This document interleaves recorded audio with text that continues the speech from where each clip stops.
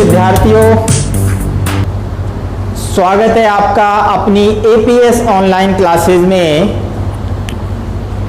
आज हम जीव विज्ञान विषय में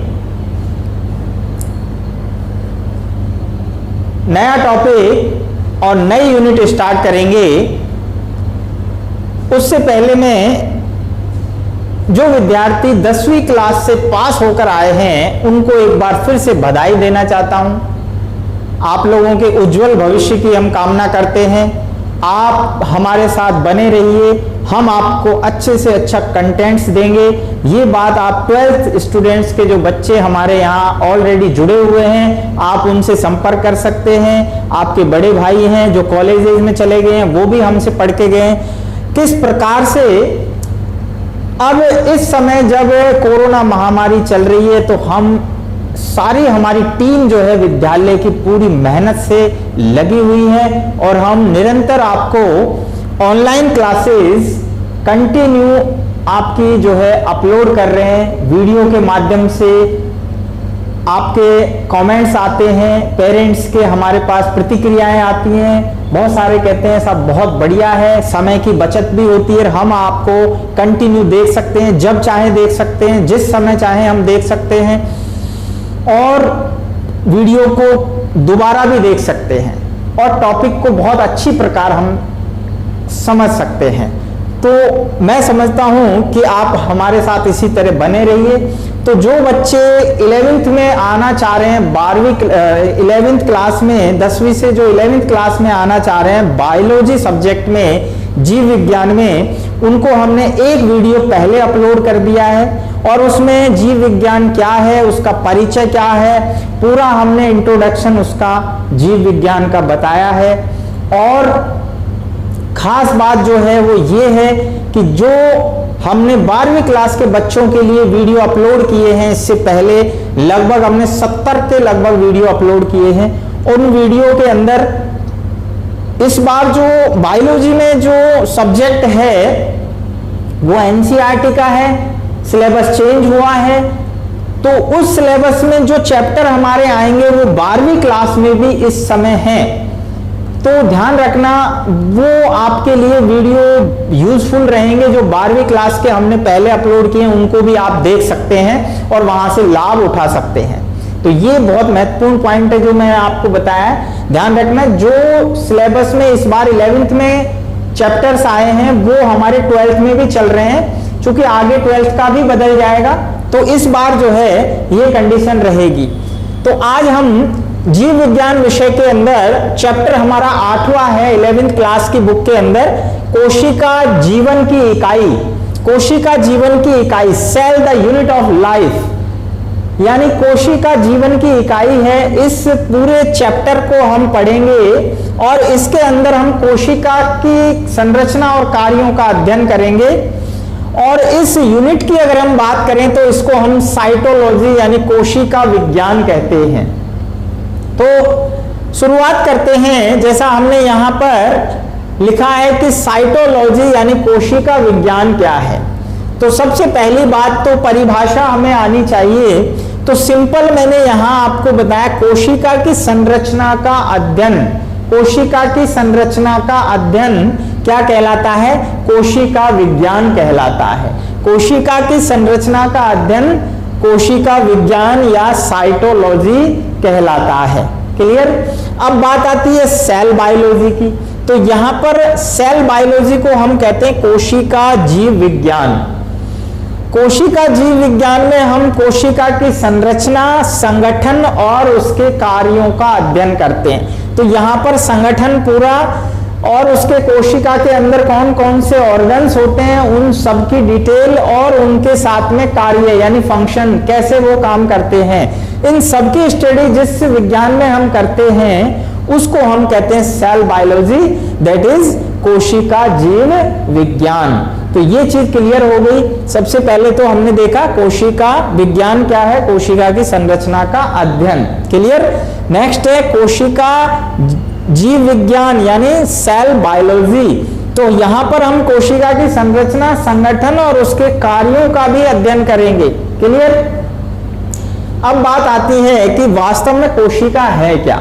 तो ये आप सभी जानते हैं, हमने पिछली क्लासेज में भी पढ़ा है, आपने 10th क्लास में भी पढ़ा होगा बेटा कि कोशिका क्या होती है। तो अब इस बार हम पूरा डिटेल से पढ़ेंगे, आगे के लिए कोई क्वेश्चन नहीं रहेगा आपका, पूरा विस्तार से आपको समझाया जाएगा।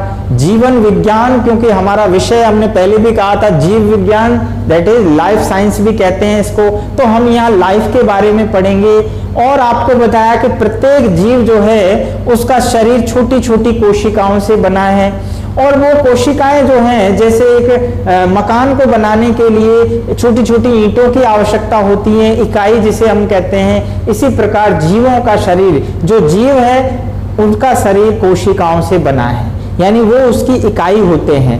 और ये जो इकाई है वो एक जननक्षम संरचना है, सूक्ष्मतम संरचना है, और इन्हीं से मिलकर सजीवों का शरीर बना है। सजीव कौन से हैं ये हमने बताया, जिनके अंदर विशेष प्रकार की जैविक क्रियाएं होती हैं, जैसे पाचन है, श्वसन है, उत्सर्जन है, वृद्धि है, विकास है।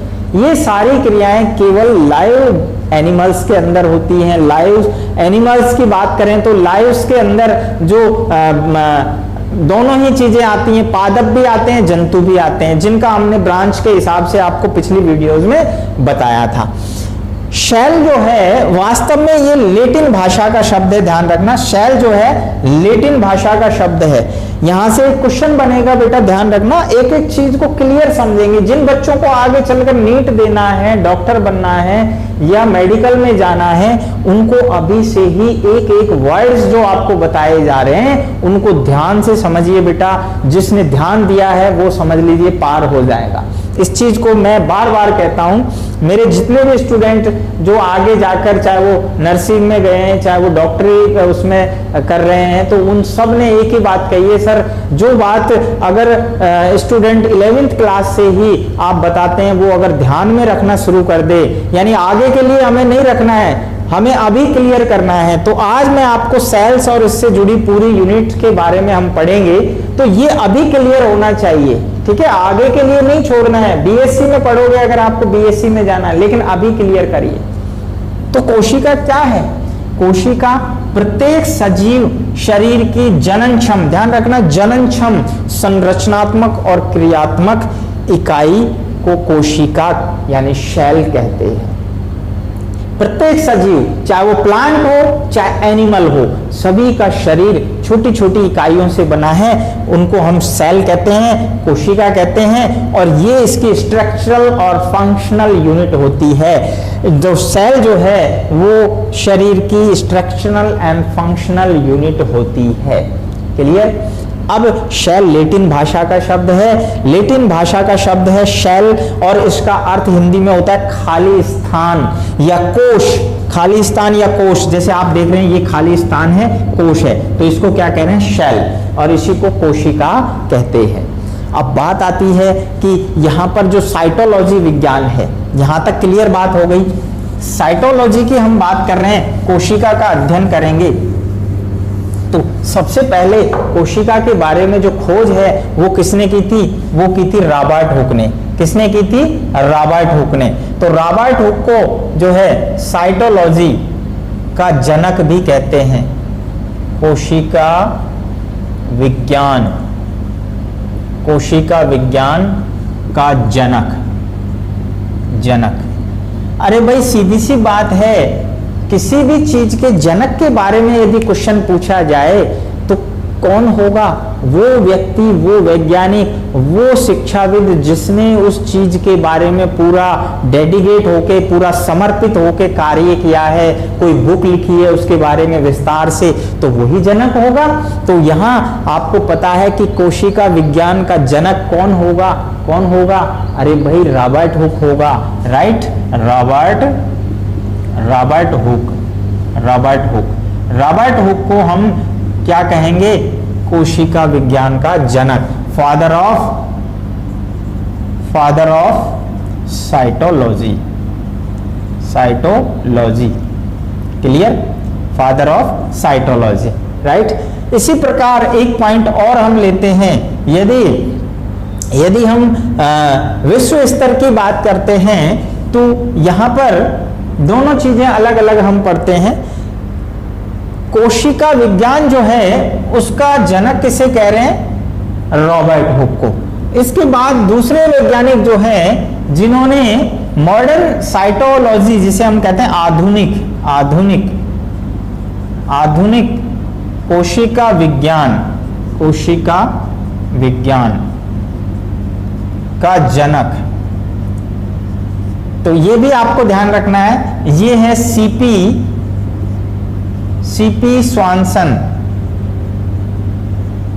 स्वानसन को कहते हैं। इसी प्रकार एक पॉइंट और अपन याद रखेंगे, जब हम भारतीय की बात करते हैं, भारतीय कोशिका विज्ञान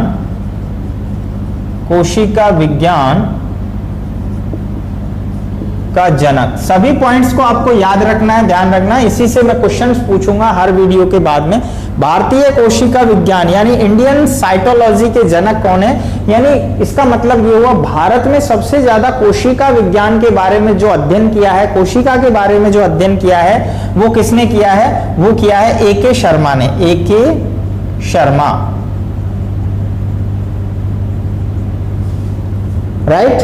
तो यहां पर A.K. शर्मा जो है भारतीय कोशिका विज्ञान के जनक कहलाते हैं। आधुनिक कोशिका विज्ञान के जनक C.P. स्वानसन हैं, जबकि कोशिका विज्ञान के जनक फादर ऑफ साइटोलॉजी हम किसे कहते हैं?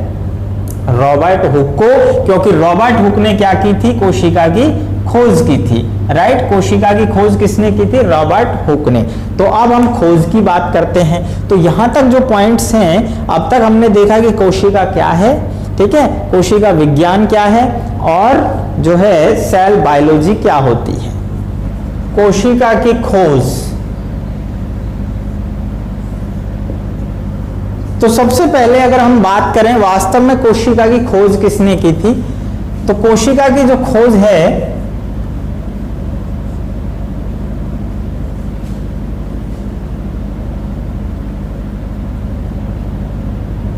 रॉबर्ट हुक ने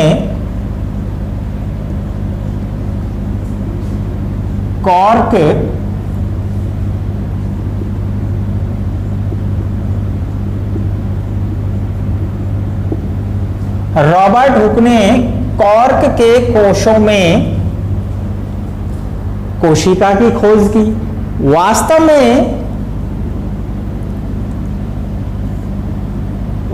में ये मृत कोशिका की भित्ति थी। यहां पर ध्यान रखना, जो रॉबर्ट हुक ने कोशिका के खोज करके बताया, तो वो वास्तव में ये क्या है, इस तरह से कॉर्क के सेल्स को इसने सेक्शन बनाकर देखा, और उसमें देखा कि इस प्रकार से ये जो है कोश नजर आते हैं, और इनको शेलुला नाम दिया। क्या नाम दिया? शेलुला।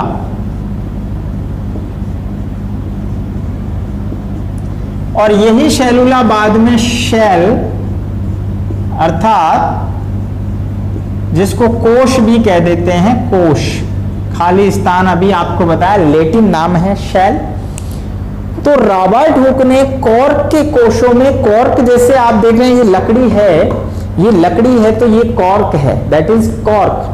तो इसके यहां से अगर अपन स्लाइड लेते हैं, पतला यानी काट लेते हैं, और इसको माइक्रोस्कोप में, हालांकि उस समय सरल माइक्रोस्कोप था, ठीक है, इलेक्ट्रॉन माइक्रोस्कोप और जो कंपाउंड माइक्रोस्कोप है उसकी खोज बाद में हुई थी।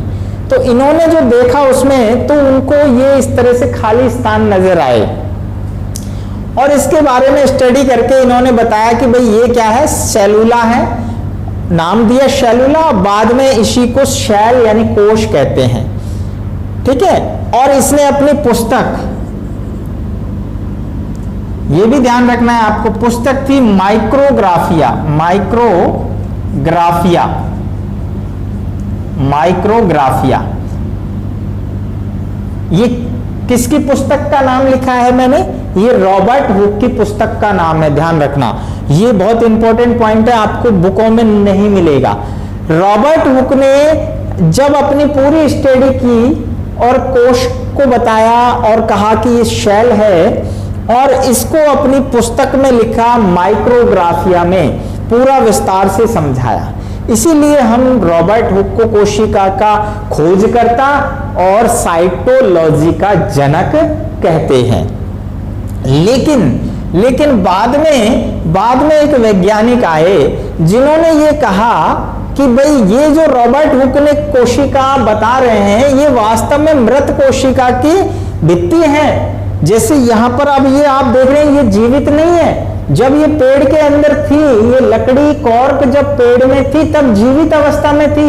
इन कोशिकाओं में जीव द्रव था, इनमें सारे कोशिकांग थे, ये जैविक क्रियाएं कर रही थी। लेकिन अब ये डेड हो गई है, मृत हो गई है, तो इनको मृत सेल कहते हैं। लेकिन ऐसा नहीं है कि इसको अगर आप काट करके देखेंगे तो इसमें आपको ऐसे चैम्बर नजर आएंगे, कोष्ठ नजर आएंगे, ऐसे कोष्ठ। तो ये सूखी, इनका जीव द्रव सूख गया, ये डेड सेल हैं जो अपन दृढ़ ऊतक में पढ़ते हैं। राइट, याद है आपको? दृढ़ ऊतक हमने पढ़ा था, ठीक है। और यानी आपने 10th में पढ़ा होगा, और अब हम पढ़ेंगे अच्छी तरह से, दोबारा से पढ़ेंगे डिटेल से। तो ये दृढ़ ऊतक है और उसकी सेल्स जो हैं वो, ये जो बाहर की कोशिका भित्ति नजर आ रही है मृत सेल की कोशिका भित्ति है, उसी को रॉबर्ट हुक ने क्या कहा? शेल कहा। अब बात है Antonie van Leeuwenhoek. Antonie van Leeuwenhoek. अच्छा, ये जो बात थी, ये जो खोज की थी, ये लगभग 1665 में। राइट, अब बात आती है एंटोनी वॉन ल्यूमेनहॉक ने भाई आगे बढ़े तो लगभग 1674 में क्या कहा? इसने अपना खुद का एक माइक्रोस्कोप बनाया, ठीक है। हर वैज्ञानिक ने अपने हिसाब से, जब उस समय तो कुछ था ही नहीं, तो एंटोनी वॉन ल्यूमेनहॉक ने क्या किया? इसने एक तो प्रोटोजोआ की खोज की,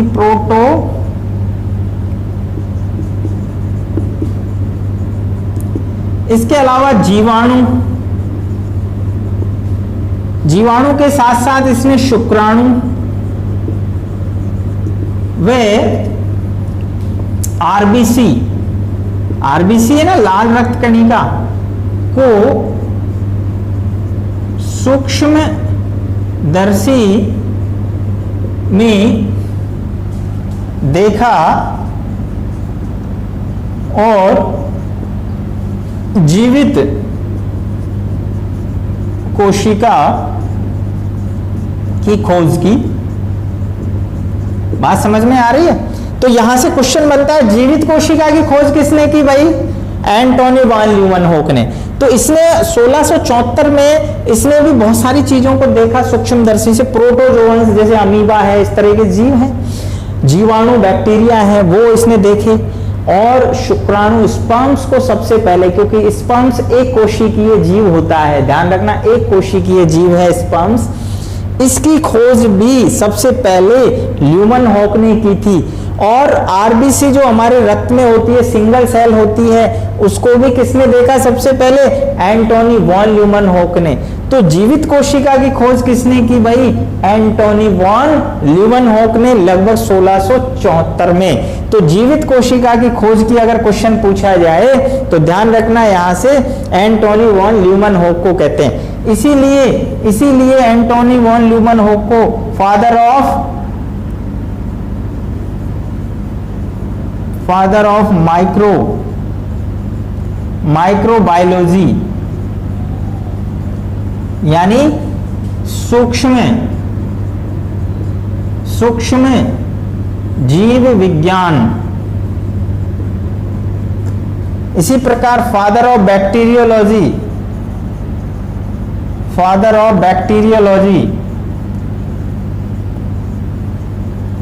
अब आप कहेंगे साहब ये क्या लिखवा रहे हो आप? जीवाणु विज्ञान, यानी बैक्टीरियो का अध्ययन बैक्टीरियोलॉजी में करते हैं। तो जीवाणु विज्ञान के जनक भी कौन है? Antonie van Leeuwenhoek. और फादर ऑफ माइक्रोबायोलॉजी यानी सूक्ष्म जीव, ये सब सूक्ष्म जीव हैं। इनको सबसे पहले किसने देखा? एंटोनी वॉन ल्यूमेनहॉक ने। इसलिए इसको हमने सूक्ष्म जीव विज्ञान का जनक भी कहते हैं, जीवाणु विज्ञान का जनक भी कहते हैं, जीवित कोशिका के खोजकर्ता भी कहते हैं। तो ये बहुत बड़ी जो है उपलब्धि थी एंटोनी वॉन ल्यूमेनहॉक की। तो इस प्रकार हमने देखा। यहां पर एक चीज और हम देखते हैं कि जो प्राणी हैं वो सेल्स के आधार पर दो प्रकार के हो सकते हैं। कितने प्रकार के हो सकते हैं? दो प्रकार के। कौन कौन से? हम देखते हैं एक कोशिकीय जीव और बहुकोशिकीय जीव। एक कोशिकीय जीव, एक कोशिकीय, यूनिसेलुलर और बहुकोशिकीय। तो हम बात कर रहे थे कि कोशिका के आधार पर दो प्रकार के जीव होते हैं, एक कोशिकीय और बहुकोशिकीय। एक कोशिकीय को हम यूनिसेलुलर कहते हैं और बहुकोशिकीय को मल्टीसेलुलर। अब यहां पर एक कोशिकीय जो जीव हैं वो उनका शरीर एक कोशिका से बना है, समझ रहे हो? एक कोशिका से, सिंगल सेल। अब इसमें एग्जांपल बात करें तो प्रोटोजोअन्स, जितने भी अब प्रोटोजोआ क्या है ये हम पढ़ेंगे। सबसे शुरुआती एनिमल होते हैं प्रोटोजोआ, फर्स्ट एनिमल। उन सबको हम जो है वो सब एक कोशिका से बना शरीर है। जैसे अमीबा है, पैरामीशियम है, यूग्लिना है, इनमें एक ही कोशिका वो सारी क्रियाएं करती हैं। समझ रहे हो? एक ही कोशिका वो सारी क्रियाएं करेंगी बेटा जो एक पूरा शरीर करता है। मेरा एक शरीर है, मैं किसमें आऊंगा? बहुकोशिकीय प्राणियों में, मैमेलियंस में। तो मेरे शरीर के अंदर जटिल तंत्र है, बहुत सारी कोशिकाएं मिलकर ऊतक बनाती है, अंग बनाती है, अंग तंत्र बनाते हैं, जटिल शरीर बनता है। और ये सारे तंत्र मिलकर अलग अलग क्रियाएं करते हैं, जैविक क्रियाएं जिनकी हमने बात की, जो जीवों में होती है, यानी श्वसन है, उत्सर्जन है, पाचन है, जनन है, वृद्धि है, विकास। इनको सारे तंत्र मिलकर कर रहे हैं। लेकिन आप सोचिए एक कोशिकीय जीव के अंदर केवल सिंगल सेल वो सारे कार्य कर रही है, श्वसन भी करेगी, वो जो है पाचन भी करेगी, सारी क्रियाएं करेंगी। तो ये बड़ा फर्क है। एक कोशिकीय जीवों में सिंगल सेल ही पूरे शरीर की तरह सारी क्रियाएं कर रही हैं, जबकि मल्टीपल सेल बहुकोशिकीय जीवों में शरीर अनेक सेल से बना जटिल शरीर है। और इसमें मेटाजोआ के प्राणी आते हैं। मेटाजोआ अर्थात पॉरीफेरा से लेकर और मैमेलियंस तक हम पढ़ेंगे, हम पूरा पढ़ेंगे। पॉरीफेरा, प्रोटोजोआ के बाद Porifera, Coelenterata, Annelida, arthropoda, Mollusca, Platyhelminthes, ठीक है। इसके बाद हम पढ़ेंगे कशेरुकी प्राणी। तो पूरा जो है पूरा डिटेल से सारे एनिमल्स और प्लांट्स को हम स्टडी करेंगे बायोलॉजी में। तो यहाँ आज की जो वीडियो थी उसमें हमने देखा कि कोशिका की खोज कैसे हुई, कोशिका विज्ञान क्या है। कोशिका की खोज रॉबर्ट हुक ने की, मृत कोशिकाएं थी वो, सेलुला नाम दिया, माइक्रोग्राफिया इसकी बुक थी। बाद में एंटोनी वॉन ल्यूमेनहॉक ने लगभग 1674 में जीवित कोशिकाओं को देखा अपने माइक्रोस्कोप में। इसने न सिर्फ जीवित कोशिकाओं में जीवाणु, शुक्राणु, एक आरबीसी और प्रोटोजोअन्स को देखा, इसीलिए इसको माइक्रोबायोलॉजी का जनक भी कहते हैं। तो यहां से आज की वीडियो हमारी कंप्लीट होती है। इसमें कुछ क्वेश्चंस हैं, क्वेश्चंस में आपसे पूछना हूं, आपको सभी को क्वेश्चंस को कमेंट्स में जवाब देना है। और कोई भी क्वेश्चन आपका, कोई भी ऐसा क्वेश्चन हो जो आपको बायोलॉजी से संबंधित आपको प्रॉब्लम करता है या नहीं आ रहा है, तो आप मुझे कमेंट कीजिए, मैं आपको जवाब दूंगा। तो सबसे पहला क्वेश्चन हमारा बनता है आज की वीडियो का कि शेल शब्द किस भाषा का है? किस भाषा का है? बहुत ही छोटे और आसान क्वेश्चन होंगे लेकिन बहुत इंपॉर्टेंट होंगे आगामी एग्जाम्स के लिए बेटा। नेक्स्ट क्वेश्चन बनता है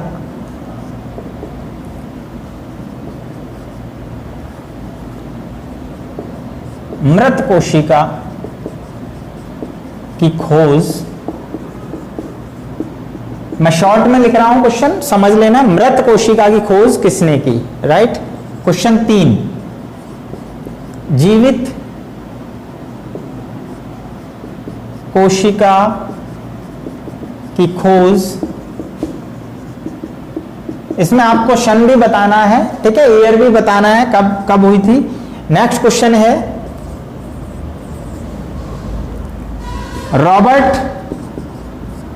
रॉबर्ट हुक की पुस्तक